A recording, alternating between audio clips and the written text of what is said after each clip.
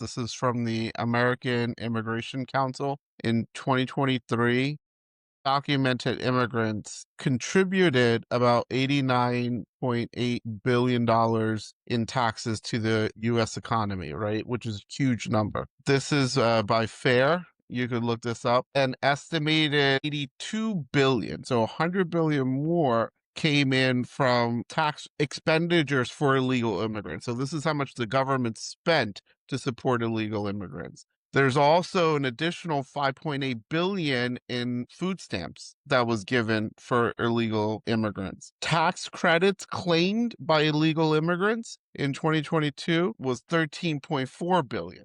So this notion that illegal immigrants are contributing to our economy, it doesn't really hold up.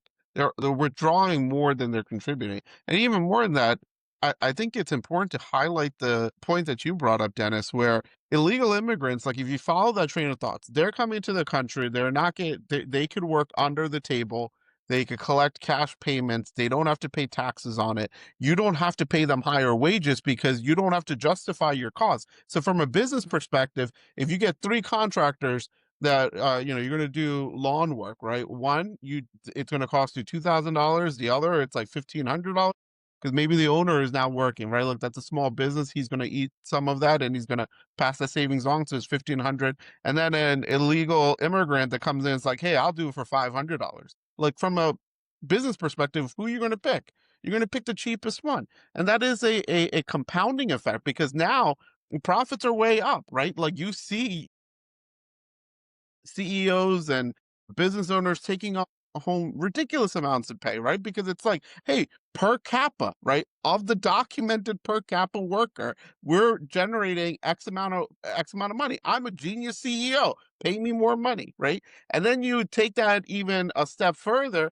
That savings for people that are citizens working means that the minimum wage never goes up, even if the minimum wage goes up, right? Like if you look at the disparity of pay in white collar jobs, where in the United States you can pay someone $40,000 because they're on a visiting visa or whatever, or you could pay an American citizen $1,000, right? Because you add on options and benefits and perks for the job, all those things. When you wrap it up, the cost benefit just does not make sense.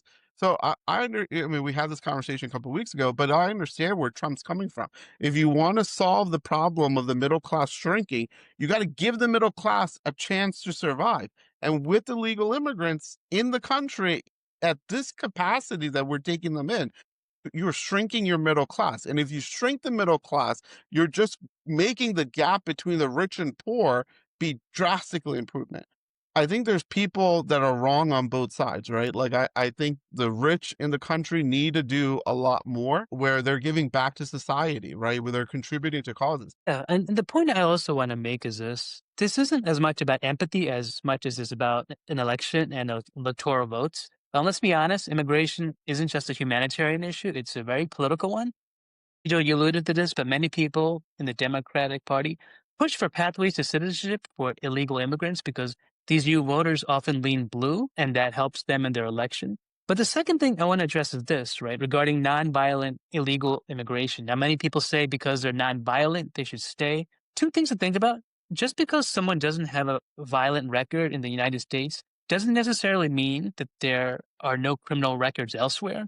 The immigration process exists for a reason. Oftentimes, it includes a sponsor verification, whether it's a family member or an employer. There's interviews. There's actually a biometric screening. There's an interview at a U.S. consulate. All those processes are designed to meet basic security and legal standards for people that are being admitted into the country. Now, if you enter into the country, there's a large percentage of people, especially through the southern border, that are paying a cartel to be transmitted into the country. And so the question we have to ask is, what are they coming into this country with? Are they criminals elsewhere? Do they have records in other countries that we don't know about? Second point I want to make is this regarding nonviolent illegal immigration. That doesn't necessarily equate to assimilating to American values. Some individuals, though not violent, remain opposed to democracy. They remain opposed to the foundational ideals of the United States. And so we need to be careful. We need to screen the type of people that are entering our borders.